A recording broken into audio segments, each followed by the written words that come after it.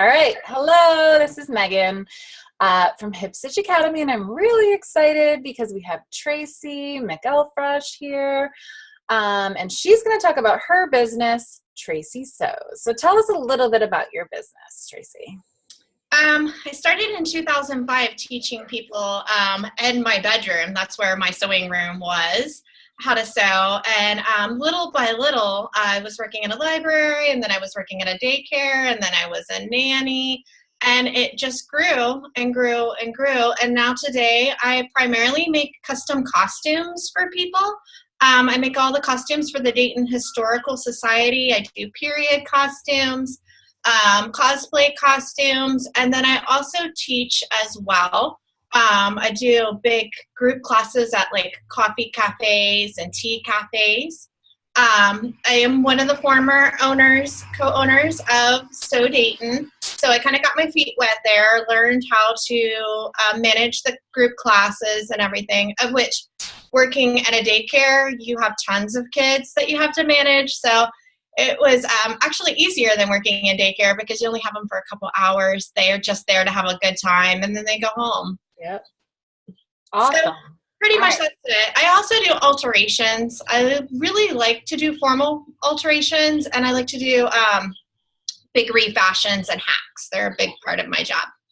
I'm always so impressed with the things that you sew and post online. Like, I just am like in awe of your skills and how the historic part of it is just so cool. You really you take something, I see you take, patterns from the past, or not even patterns, like photographs from the past, and recreate costumes. And I'm just like so impressed by your skills. I just love what you do. And you have a huge following. It's always funny too. You post something and then there's like 400 likes on it. And I'm just like, oh, I'm so glad that people know and see what she is doing, because it's not a skill that everyone has. Like, I do not have those sewing skills. And I just think that the fact that you do and that you can help other people with these skills is so impressive. So kudos to you. I love it. Oh, thank you. Yeah. Okay. So at the time, is there a physical location for Tracy's Sewing Studio? I do. I have a little tiny studio at Rosewood Art Center. I'm also on the Kettering. I live in Kettering, Ohio, and I'm on the Arts Council board. Oh. And through the Arts Council board, I found out that I could have a studio there. They're very welcoming and nice. So there's clay studios, there's metal, there's glass, all kinds of stuff there. So I do have a little tiny studio in Kettering. It's smaller than my living room. But it's all the space that I really need, and I have people meet me there. Cool. So when you teach classes, they're typically mobile sewing classes. Yes, I'm definitely mobile. I don't teach in the studio, but I do teach at Rosewood, and if it goes through them, then it would be a large group class. But the private lessons, I usually go to other people's houses to teach, which I really like to see other people's houses, and you create this relationship that you don't normally have when you're just making something for someone. And it also kind of like shows them how to use what they have to sew.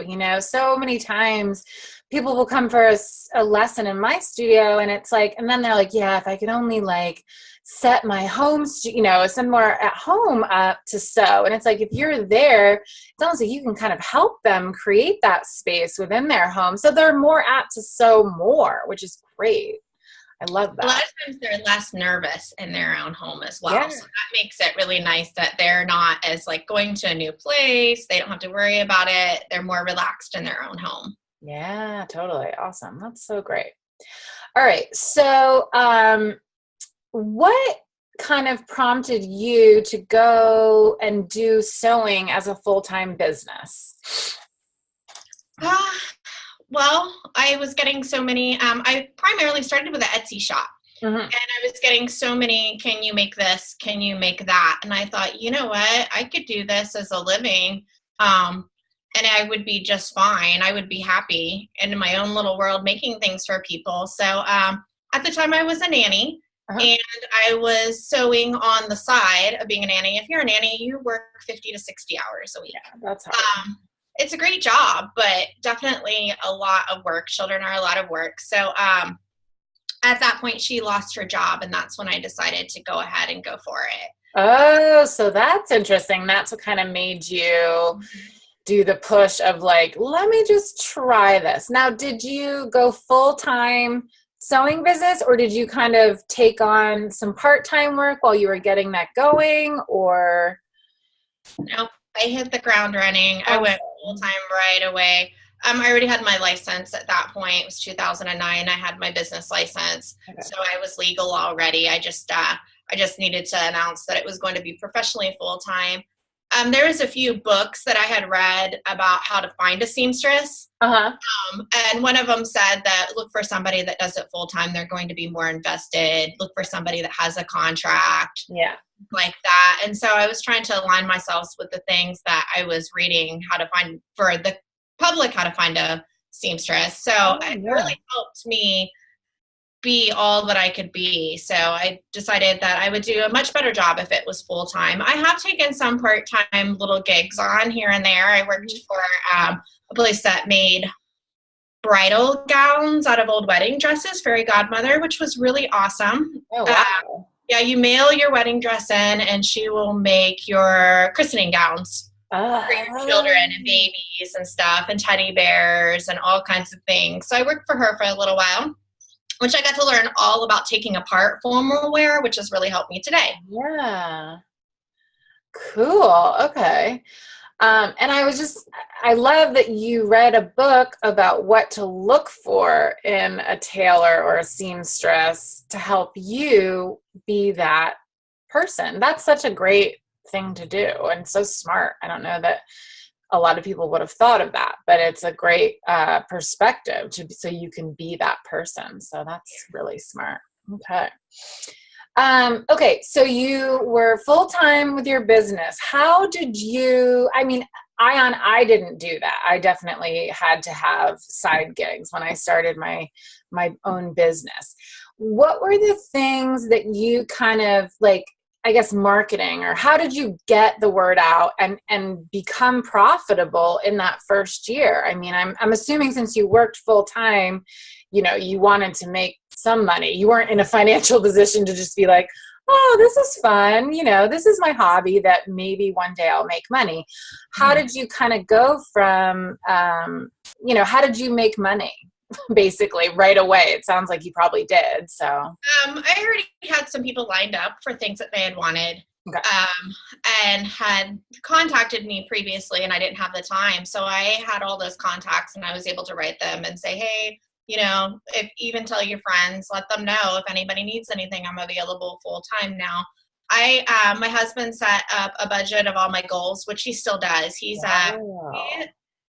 He in 2009 told us that we were both going to make our hobbies professional jobs, and we were going to we had went to Amsterdam, and I had a bunch of jobs that I was working, and I said, I'm so tired of working all these jobs. I just want one job. And he said, we're going to make that happen. And so he wanted to own his own brewery, and that was his goal. So he took a year off from competing and perfected a bunch of the brewery beer styles. And then he interned in a brewery, and he went from there to finding somebody else that was opening up a brewery, and he went to work for them. So he's the master brewer for Yellow Springs Brewery.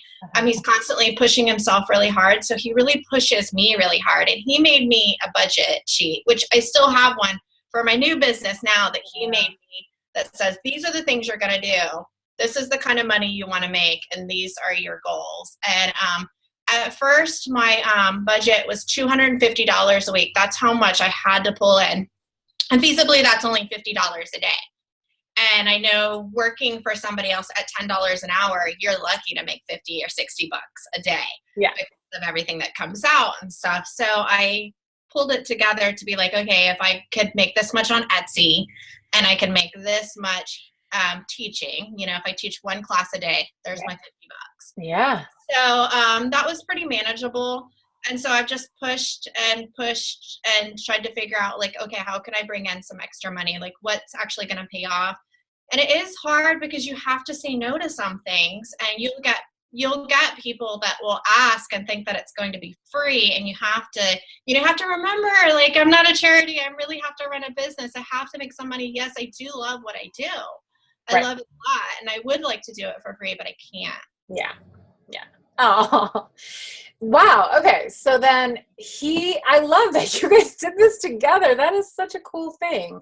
And that you took on that kind of small, really doable chunk per day. And you're like, okay, I can do this. And then I'm sure you've only just grown and grown from there. But the way you kind of brought it down to this little small goal, and you were able to meet that with the things you were doing. And so is he still going to try and have his own brewery, or is he good? He kind of does have his own brewery, I guess, without being the business owner, which is perfect. Yeah. Right? So he still has stress. Now he is more of the manager of the entire brewery. He writes all the recipes. He plans all of the beer. But he has the people underneath. And before that, his primary job was through Borders Books Music. And he was the general manager for that, of the whole store. So he knows how to manage people. And so it was a good transition. Yeah, cool. Okay. So you're both kind of doing what you love, and you made that goal for yourselves, and now you're doing it. Oh, how fantastic. Yeah. It's been quite a ride. Yeah. Well, good for you, though. You're making it work. Okay. So let's talk about employees. Do you have any employees right now? Through So Dayton, we met Amber Walker. She took one of our classes at 16, and she kind of never left us. Yeah. And next weekend, she's graduating high school. I'm going to go to her after-party dinner with her and her family and everything, and we've kept in contact. So she still helps me on all my big classes. So I do all-you-can-eat embroidery, tea, and scones at cafes. And anytime I have more than 10 people in the class, I ask her to please come help me. And then I pay her $5 per person. So if it's $20 and it's 2 hours, so she's more than happy to come help out. So yeah, she's still helping me. She helps me prep for the classes and everything. She got into FIT. I'm so proud of her. She's designing clothing. Good. Yeah, she has no fear. She's working with chiffons. She's making her friends' prom dresses for money already. She's a great kid. And she's wonderful. She's wonderful to have pull out knots in classes. Nice. Things like that. Yeah. So. And these are adult embroidery classes, right? Yes. Okay. Yes. Usually a lot of people will sign them and all their kids up. You never quite know. You never know. Even if it says adults, people will still sign their kids up. So but there's still adults that get lots of knots too. And so she'll go around helping with the stitches and the knots. We start out with the primary running stitch, where we show everybody how to hoop, how to thread, how to knot, and then we like to since it's with their friends and they like to talk, them go at their own pace, and we go around individually and show them the stitches. Great. So that you get one-on-one. So we'll go over to each table, they'll let us know when they're ready, like, we're ready for the next stitch, and we'll go around to each table. And that's how we manage 20 people in 2 hours. Fantastic. And then do you have people coming back kind of learning more advanced embroidery technique? Yep. People will come back and say, hey, I'd like to do like this project. How do I execute it? And stuff like that. So yeah, there's lots of people that come back. A lot of people just want to come hang out with their friends and bring their friends and have a little party. And it's really just an element to that they're doing something cool. Nice. And how often do you do those? About once or twice a month. So I probably got 4 big classes on the calendar every single month. Okay. And then 1 private lesson a week, and then 1 full day that I do costuming, and then 2 full days of alterations. And then there's 1 day that I just do social media, the blog, all of the, all that kind of stuff. And then, so you dedicate, I love that too. That's what I need to do, is just dedicate a day. Do you schedule things on that day? No. And in fact, I sit on the couch in my PJs with my coffee, all scruffy looking, and I'm just like typing, hacking away at the computer. Okay. Like, and I have a full list of this is what I need to get done today. Yeah. Good for you. That's really great. Okay.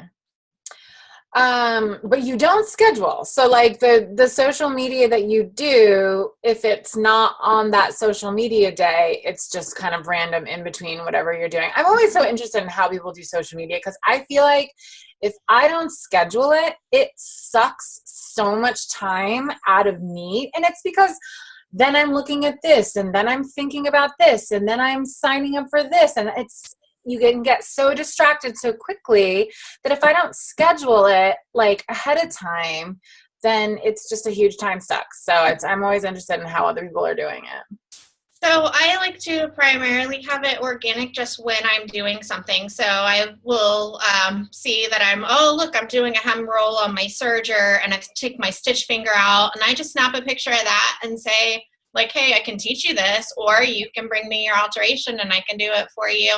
A few minutes. My problem primarily is when I do post something that I feel like is really exciting and good, going back and hanging out with that picture and like chatting back and forth with people. And so that can suck the day. Like if I do a blog post and then I post it on all my social medias, which does take like an hour to get things on LinkedIn, Twitter, everywhere. It does take a little while, and then hanging out and answering any questions and comments and stuff, because that makes more people view your stuff with the algorithms of Facebook or whatever. Right. People will see your stuff, which is a time suck. Definitely is a problem. I have to like put my phone away, turn it upside down, and walk away. On the weekends, I have to put it in a drawer or leave it at home. And it's nice to kick back at like a show or an art show and like see all these people on their phones and think, I'm hands-free. Yeah. It's I don't need to worry about having a picture. I'll go see your picture. It's fine. Yeah. I'm here. Yeah. Good for you. It's hard though. It's hard. I have to literally leave it at home. It's the new cigarette. Yeah. Leave it at home. And even like, I can't plug it in next to my bed anymore. I'm like, I've got to plug it in and just leave it in the kitchen and then go to bed and read or just sleep or whatever. Cause I'll just sit there in bed and like doing my social media. It's like, oh my gosh, then it's midnight and I'm like, oh, I gotta go to bed. Yeah. It's hard though. It is. Cause it's part of our business. It's not just like looking at what people are doing. It's like, you got to do business stuff. Cause do you feel like you get business from based on social media? I feel like without social media, I wouldn't have a business. I feel like it's totally has grown my business. It's helped me find contacts. It's helped me find people.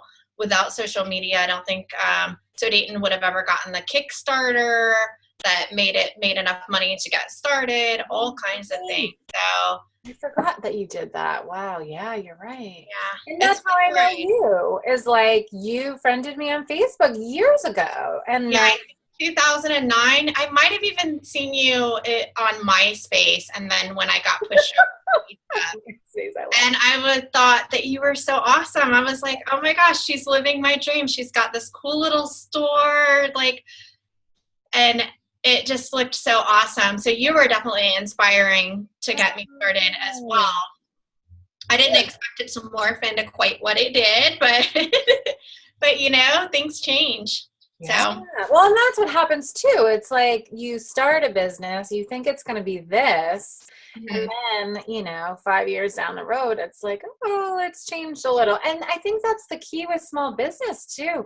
If you're not changing and doing the things that you love and that work, then that's when you go out of business, because if it's not, growing and moving with what the demand is for, then really what do you have?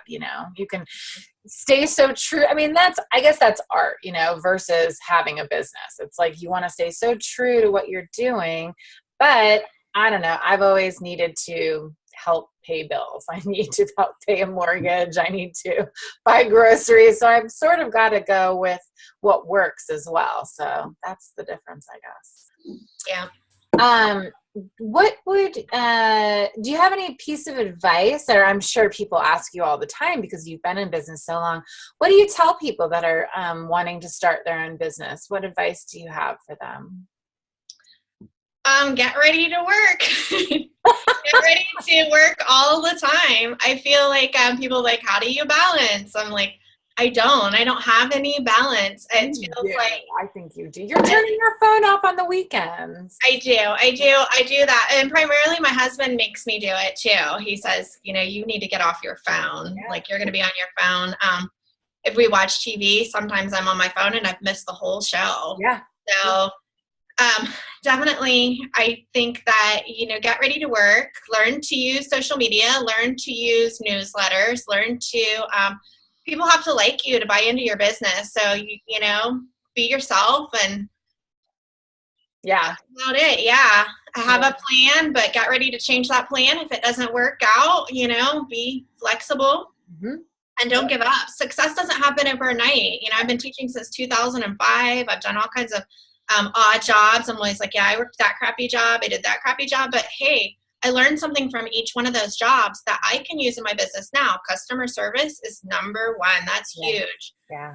And then how to follow directions. People send me something. I have to remake it. I have to do what they want to do. They're my boss. Yeah. So I have to be able to take criticism, a lot of criticism. If they don't like something and they told me how to make it, I have to be able to say, yes, okay, what do you want me to do? Yeah. And I think that's hardest when you're doing like the alterations or doing the custom sewing. And I just remember taking jobs that I should have said no, I don't do a lot of alterations or custom sewing now, but I did for a lot of years. And there were just things that just as they're telling me, I'm like, oh my gosh, it's so hard to know exactly how long it's going to take. So they're wanting you to quote them something. And as a beginner doing that, I wouldn't know what to quote exactly. And then I would just get done and go, wow, I think I pretty much paid them to do their alteration on that. You know?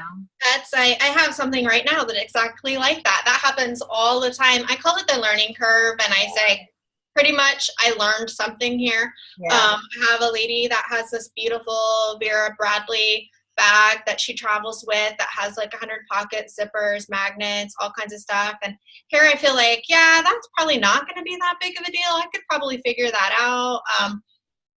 And she asked for a quote and I told her probably 3 to 4 hours at $35 an hour, no big deal. To recreate it? To recreate it without cutting it up, just to trace and roll over it, which I did.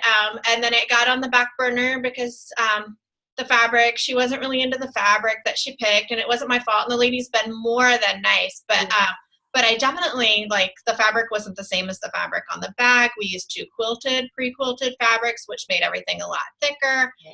And then we had the wrong zipper size, which was my fault. I told her get a 36-inch zipper. It looks like it needs to be 44. So I ate that cost too because I ordered another zipper. So there's definitely a lot of things, and I just call that the learning curve. I'm not walking away, I have spent 10 hours on her bag already. 10 hours, and I quoted her 3 to 4 hours. But I just learned a lot. I learned, like, hey, maybe I don't really like bags. Yeah. Maybe that's not going to be my thing. It'll help you decide in the future, will I take something on like that? Yeah, and I know that it takes that long. And it was like that with teaching at first. I had tried to do the Colette dress, and I thought, well, this dress takes me 4 hours. I'll set it up for 8. I had this lady that's like, you're not going to end the class. I haven't finished, and she's on 16. She keeps coming back every Saturday. And I'm like, okay, we need to make rules about classes. Yeah. Like this lady might just be eating my time up. And that was 5 years ago at the beginning of So Dayton. And she decided never to finish the dress, and she mailed it back to me a few weeks ago. I know. In case I wanted to keep it and finish it. It's a size 16, and I think on Colette I'm a size 8. That's so funny. Wow. So yeah, she never finished it. We didn't finish it in the class. So I gave her 2 extra free classes, and it wasn't finished. So that there was another learning curve. I learned something right there. I needed boundaries. I needed rules. Huge. Boundaries are huge. Yeah. And you can't always be nice. When you work for somebody else, you can always be nice because the boss can be the one that says, no, these are the rules. You just enforce them. Right. But when you work for yourself, you're the boss. And you have to remember that, you have to have boundaries and rules, or you're going to spend a lot of time with some people. Yes. Yes. All right. I want to ask you. Oh, let's end with this one. Where do you see yourself in 10 years? Do you see yourself continuing to work for yourself that long? And what would you like to be going on 10 years from now? In 10 years, I'm going to be 54. Wow. You're so good. Oh my God. I'm always so good for your, you look so young. Oh, I dress young. I think that's the key. That's good, right? I feel young though, and they say that your brain still feels like it's in your 20s. Yeah. But in 10 years, I would like to be teaching in other countries classes. I've done a whole line of beautiful Frida Kahlo dresses. I am obsessed with her fashion sense. I love her colors. I love everything about her. So I've made a few very simple wrap dresses that are inspired by her, and then I've made replicas of some of her garments as well that she wore. So I would like to take those wrap dresses to Mexico to like a vacation resort and be able to teach at a place like that. Yeah. I would like to, not necessarily, I don't want to be on Project Runway, although all of my projects feel like they're Project Runway.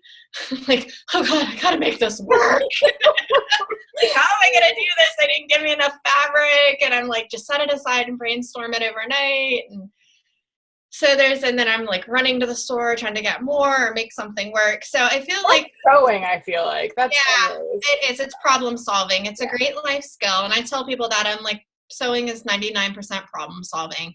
I'm like, just keep at it. You'll be fine. Yep. So I would like to teach overseas, but I'd also like to be on television, either host on a show or be on somebody else's show. I did apply for the new handmade show that Amy Poehler is going to be hosting. It is called The Handmade Project. Okay. It is like a reality show. I'm not really into Project Runway because I feel like it's all drama, and I feel like they could probably make or break you. It's reality TV. It's not, You watch the Sewing Bee? That's what I was going to say. Like, I wish they had the Great British Sewing Bee here because I would love to be on that show because it's educational. They're nice to each other. There's no drama. It's all about the thing that they're making. It's not about what's going on behind the scenes. Oh, yeah. I don't know if I would fare well. Competition, people that are competitive kind of like make me feel small when people get real pushy and I don't stand up for myself like I probably should. So I don't know how I would do on something like Project Runway, but the British Sewing Bee would be great. So fun. Mm-hmm. Yeah. And unfortunately, it's a show that probably wouldn't do that great in the United States because everyone just wants drama. Yeah, we like our icing on our cake. So I can kind of see that. But people that sew love it. So yeah, I don't know. Well, very cool about the Handmade Project. I love Amy Poehler, so I'm going to go look that up. I hadn't heard about it, but good luck. When do you find out? I have no idea. A lot of people here in Dayton applied. Really? We all talked. Yeah, we all talked about, it has 100 questions on the application, and it wants videos, pictures of you doing projects. Yeah. It wants to know, like, your least favorite projects. What would you be horrified to do? So you really have to think hard, like, okay, what would I be horrified? What craft would I be horrified to do? Yeah. Which is really hard because that's probably what they're going to want to try to make you do. Right. If you're on the show. Yeah. So yeah, check it out. It's quite interesting. The 100 questions are pretty interesting too. Yeah. Well, it's been so fun talking to you. Yeah, thank you so much for chatting, and I will get this up online. And it's just wonderful, I think, I'm sure even for you to see what other people are doing. I think it's just such a great thing to have this community of people that are doing what we're doing and to be able to learn from each other and see what's going on in other parts of the country and the world. So thank you so much. Thank you. I'll talk to you soon. Bye. Keep in touch. All right. Bye.